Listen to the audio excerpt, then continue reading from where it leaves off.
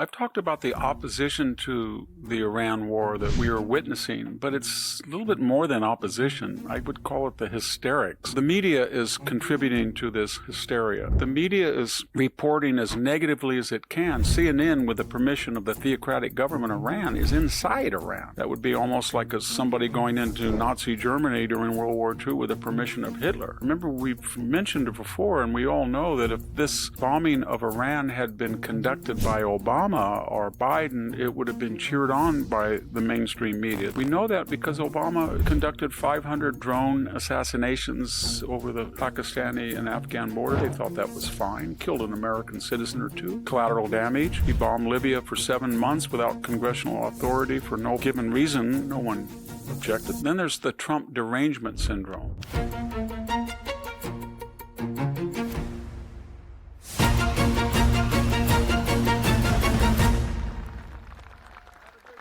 Hello, this is Victor Davis Hanson for the Daily Signal. I've talked about the opposition to the Iran war that we are witnessing, but it's a little bit more than opposition. I would call it the hysterics.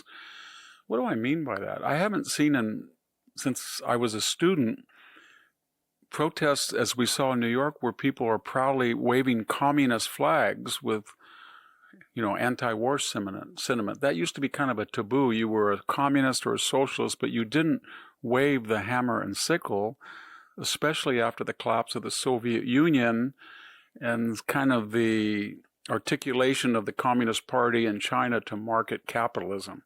But here we have a stronghold of communism who are proudly in New York. And are they enthused by the opposition to the war? Is it Mayor Mondami? I don't know, but it's unusual. I've never seen a anti-war protest like we just witnessed in Philadelphia, where most of the people seem to be either from the Middle East or hardcore socialist communists, and the speaker, many of them had their identities masked, which is kind of ironic because the left has told us that ICE, which has a real fear of being doxxed as federal employees, were Gestapo-like for being masked. The speaker was masked. He called for the defeat of America and Iran, but even more chilling, he said he cheered on coffins that came home with American dead. This was right in Philadelphia. We had them in L.A. with the No Kings, violence. And what's going on? Well, part of it is the media-generated war. Remember, we've mentioned it before, and we all know that if this bombing of Iran had been conducted by Obama or Biden, it would have been cheered on by the mainstream media, the network news, NPR, PBS, New York Times, Chicago Tribune, LA Times, etc. We know that because Obama conducted 500 drone assassinations over the Pakistani and Afghan border. No one objected. They thought that was fine. Killed an American citizen or two, collateral damage. He bombed Libya for 7 months without congressional authority for no given reason, and the result was chaos and American dead at the consulate and the annex of the CIA. So the media is reporting as negatively as it can. CNN, with the permission of the theocratic government of Iran, is inside Iran. That would be almost like somebody going into Nazi Germany during World War II with the permission of Hitler. So all of that information is questionable. So the media is contributing to this hysteria. Then there's the Trump derangement syndrome. People call George W. Bush a Nazi, a brown shirt. People as diverse as John Glenn and Al Gore. But I don't think anybody's ever called for the president to be killed.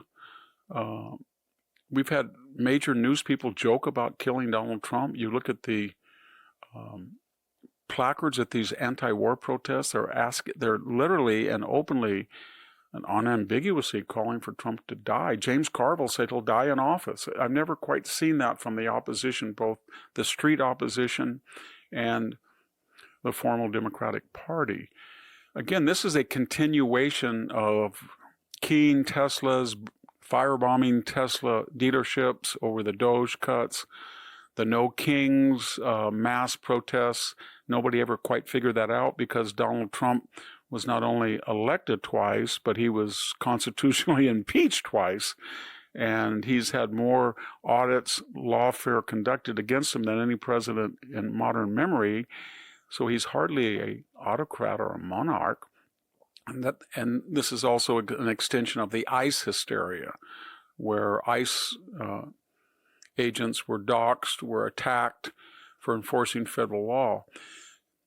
And it's a continuation of the shutdowns. We're into the third shutdown now, and it's coinciding with the bombing of Iran. And it's kind of ironic because we have had 4 naturalized citizens from the Middle East who have conducted terrorist operations in the United States.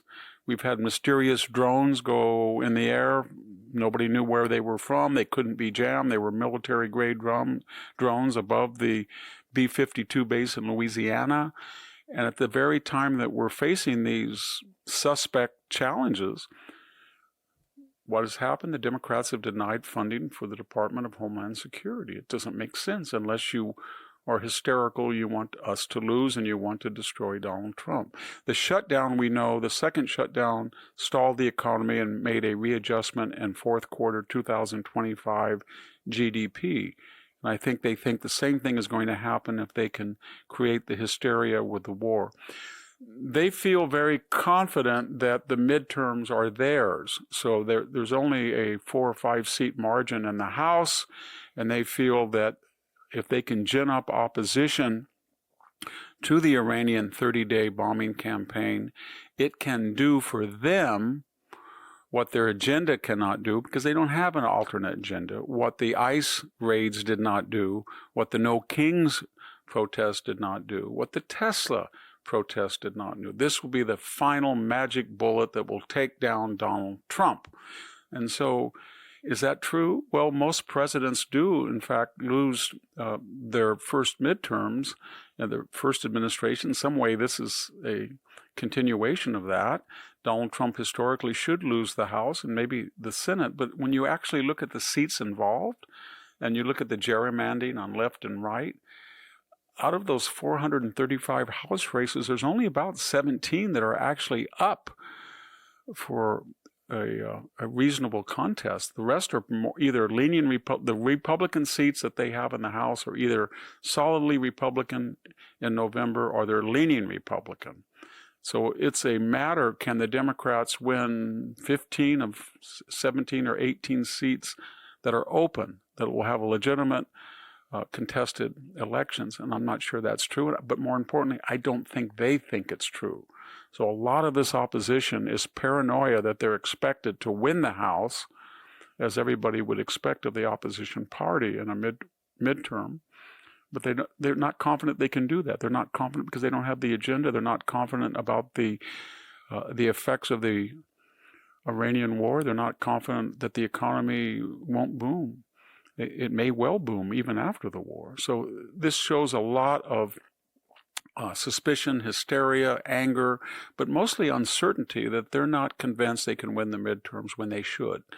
And finally, there's one other element that contributes to this hysteria. It's more at the elite level. And I don't know how to call it, maybe envy or jealousy. What I mean by that is Donald Trump removed this communist narco-dictator, Maduro, in Venezuela at no U.S. fatalities. We had some wounded, but no fatalities. And at almost no extended war. And the government that's in there is nothing to be proud of, but at least it's maintaining order, and it's not shipping drugs and illegal aliens to the United States. And it's under notice that it will not be exporting, as it has been through Ecuador, Bolivia, Colombia, its communist message. Donald Trump did that. He flipped that, and he took away a Chinese oil supplier, and now that oil will be back on a free market architecture in the world global trade. Second, it looks like Cuba, it's been so isolated by Trump, and it's been embargoed and sanctioned, that the people are restive, and the government has lost control of its own narrative that communism works, and there's nobody to bail it out. There's not China, there's not Russia, and now there's not Venezuela. Nobody in Latin America wants to bail them out. In fact, privately, they despise that government as much as the people of Cuba despise that government. Does Donald Trump want to invade and have regime change? No. All he's doing is pressuring it and pressuring it until this nut cracks. And then what would happen? They would agree to let Cuban exiles, Americans in general, come back and invest in that island, and maybe under an autocratic government, who knows, but there would be a transition away from communism, and Cuba would be open and transparent and rich again. And then finally there's Iran. Every one of the last 7 presidents promised to deal with Iran. None of them did. None of them. Not Jimmy Carter. Even Ronald Reagan did not deal with Iran. George H.W. Bush did not. Bill Clinton did not. George W. Bush did not. Barack Obama did not. Joe Biden did. Donald Trump did. And he may, we don't know the complete denouement yet, but he may ensure that Iran is no longer on the edge or virtually a nuclear power, that it doesn't have ballistic missile capability to hit Europe or the United States, that it is neutered, that he's done $1 trillion in damage to its military, and he's going to let them stew in their own juice, and they're going to have a restive population who's going to say, you gave money to Arab terrorists, you spent $1 trillion on all of these weapons that are now up in smoke at our expense, and we've had it with you. If that should happen, Donald Trump would have created the greatest geostrategic change in our lifetime. He would have weakened China. He would have weakened Russia. He would have weakened radical Islam. He would have had a convergence of moderate Arabs and Israel in the Middle East. He would have punished the country that's killed more Americans than any other terrorist entity. He would have solved the problem of Cuba since 1959 that no president has, and he'd all done it in about a year. And that creates a lot of jealousy and a lot of anger and a lot of effort to make sure it doesn't happen. Thank you very much. This is Victor Davis Hanson for the Daily Signal. Thank you for tuning in to the Daily Signal.